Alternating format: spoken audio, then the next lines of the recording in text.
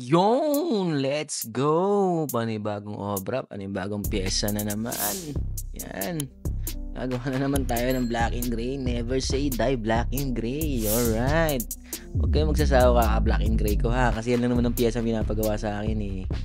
Kaya let's go! Bale, ang piyesa natin ngayon is black and gray na custom design. Bakit ko nasabing custom design? Kasi nga, yung mga pinapakitang reference sa akin ng mga kliyente ko, hindi ako agad nag-agree. Ang ginagawa ko, nakikiusap ako na i-custom namin para at least kahit pa paano merong originality na tinatawag. Okay? Bali, itong pyesa na to, eto yung sinend ni client. Yan. Yan yung sinend niya sa akin, and then sabi ko, i-arrange namin ng maayos. Pinakita niya sa akin kung saan lalagay yung pyesa. And sinabi ko sa kanya na sige, pag nandito ka, saka lang natin na i-arrange dun sa paglalagyan ng braso. Kaya yun, nung pagdating dito, kaya makikita nyo, ito yung reference, di ba? Ayun, tignan nyo naman yung kinalabasan. Okay? Malaki talagang pagkakaiba kasi syempre in actual hindi naman natin masasabi na perfect yung yung shaping eh. Tapos may concern din ako diyan sa naging niya. Sabi ko sa kanya, hindi ka sir ganun kaputi. Brown skin ka eh. Kaya wag ka mag-expect ng ganyan ganyan yung pamumula. And ang resulta kasi ng pamumula na yan is magiging brown. Ay, brown tuloy, brown. Magiging gray. Gray ang kalalabasan kapag sobrang namumula ang tattoo. Minsan naman, hindi lang naman about sa pamumula yan. Minsan, depende yan dun sa sa nailagay mo na ink sa balat. Minsan, namumula lang siya ng sobra. Tapos, magugulat ka, wala siyang kulay pagka gumaling. Nangyayari yan. Tapos, kung mapapansin ninyo, papakita ko yung reference. Ayan yung reference. Pansinin niyo yung eagle. Diba? Nakikita niyo yung eagle? Yan. Magkaiba. Diba? Kaya yung mga yan, kinuha ko pa yan sa internet. Naghanap ako ng original na mukha ng eagle. Kasi hanggat maaari, ayaw ko talagang kopyahin yung gawa ng iba. Maaari ko siyang gawing inspirasyon, pero yung ko mismo kokopyahin ko yung kokopyahin ko yung tinatuna mismo. Negative, pass tayo dyan. Kasi nga, nawawala yung essence ng original ng tattoo. Tapos at the same time, syempre hindi naman kami parehas ng style. May mga tayo may mga point of view tayo na hindi ka parehas ng ibang tao. Baka mamaya maganda sa paningin niya, pangit sa paningin ko, di ba? Nangyayari yan. Kaya yun ang rason ko kung bakit talaga ako medyo stricto pagdating sa reference.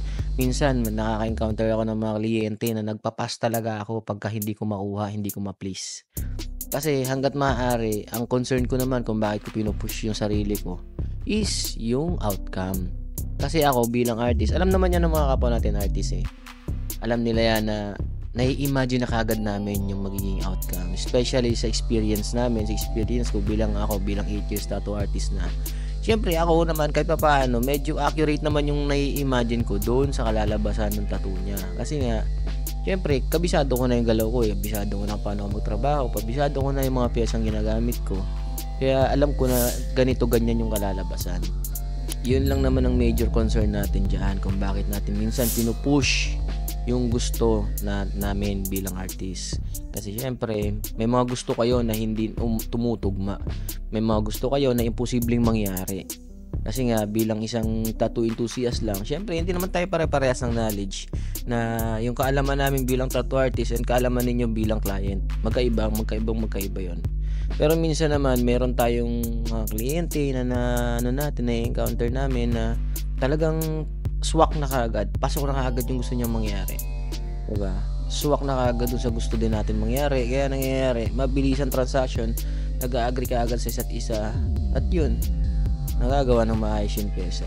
May mga ganong senaryo talaga pagdating sa sa inquiries, mga Okay, pero ako yun talagang pinaglalaban ko palagi. Pag nag-show sa akin ng reference yung client, yun ang lagi kong ginagawa. Inaano ko lagi. Baka naman tanungin nyo na naman yung mga materyales na ginagamit ko rito. Yan. Hindi ko na isasama yung yung ink ko kasi nga diluted yan and sarili kong mix yan. Nagtitimpla ako dyan ng naayon lang doon sa kakailanganin ko. Hindi ako nagmi-mix doon sa bottle kasi nga nangyayari. Minsan nasasayang lang. Kaya mas gusto ko mag-mix do'n sa ano na, sa ink caps para at least kahit papaano dispose na lang ng dispose, 'di ba? Minsan kasi 'pag dati kasi na-experience ko nung nag-mix ako ng ink, wala, nasasayang lang. May mga natira pa nga hanggang ngayon diyan. Hindi ko nagagamit yung 1, hindi ko nagagamit yung 3 kasi nga naanuhan ko, sanay akong magtimpla do'n sa ink caps. At sa lahat ng gusto magpa-tattoo, message lang kayo sa aking mga social media account. Nandiyan sa taas na lumalabas yung mga social media account natin from Facebook page, Facebook account, TikTok, YouTube, Instagram, meron tayo diyan. Kaya lahat ng mga gusto magpa-tattoo, message lang. Huwag kayong mahihiya magtanong. And sa mga nagsasabi or nagtatanong na kung ako ba ay ano dito, empleyado. Yes, empleyado ako dito. At nag-i-stay ako dito sa Taiwan. Hindi ako tourist. Yan, sana nasagot yung mga tanong ng ibang mga nag-i-inquire, okay? At dun sa mga promo natin, abang-abang lang kayo sa mga update ko. Hindi pa ako nakakapag-update ngayon kasi nga hanggang ngayon tinotroubleshoot ko pa rin yung computer ko. Hindi ako makapag-upload ng maayos, hindi ako makagawa ng mga videos. And pagpasensyahan nyo na ako, medyo patlang-patlang yung paggawa natin ng video. And susubukan natin pag naayos to, babakbak tayo pagdating sa editing. Sa ngayon kasi medyo yun nga, tambak tayo ngayon sa pag-edit, and so far sana maayos na tong PC ko. Okay? And yan, shoutout sa lahat ng mga laging sumusuporta, lahat ng naniniwala, yan, lahat ng mga nag-heart sa aking mga Sokmed, yan. Salamat sa inyo. And hanggang dito na lang yung ginagawa kong video, hanggang dito na lang itong pag-iingay ko. And enjoy nyo na lang yung last part. And hanggang dito na lang. So ingat kayo palagi. Bye-bye.